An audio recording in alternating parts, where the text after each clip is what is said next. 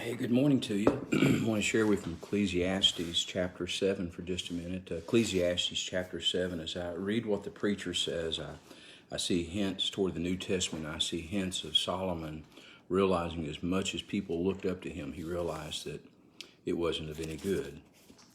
It says in verse 16, "Do not be overly righteous, nor be overly wise. Why should you destroy yourself? Do not be overly wicked, nor be foolish. Why should you die before your time? It is good that you grasp this, and also not remove your hand from the other, for he who fears God will escape them all. Wisdom strengthens the wise more than 10 rulers of the city. For there is not a just man on earth who does good and does not sin." Let's stop there and look at this for a minute. I believe Solomon's reminding us that we don't need to look at ourselves and think that we're overly righteous, overly wise. It'll destroy us, especially if we keep seeking and trying to be super righteous or super wise. He's talking about being humility and having humility. "Do not be overly wicked, nor be foolish. Why should you die before your time?" We see many around us who are overly wicked, they're foolish, and their lives are shortened. Their eternal lives, bless their hearts, they need to know Jesus. But he says it's good to grasp this and also not move your hand from the other. For he who fears God will escape them all. There's the key. We need to understand that we need to fear the Lord.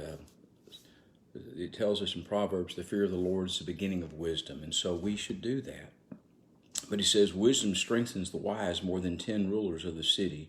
And this wisdom is something we need to seek, this wisdom of seeking the Lord and understanding and fearing him. "For there's not a just man on earth who does good and does not sin."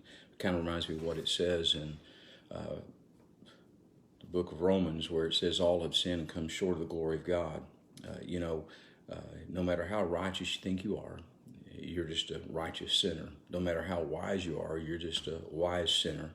We all, like sheep, have gone astray, so we need to grasp this and do our best to live as the Lord would have us live, and live in fear of God, so that we can escape the punishment that is waiting for those who reject Jesus.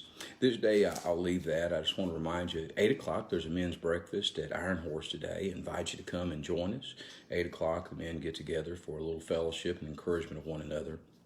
I also want to remind you that tomorrow is a day of worship. I invite you, if you don't have a church home, come visit us at Westview as we start looking at the Christmas story. We start looking at the Advent.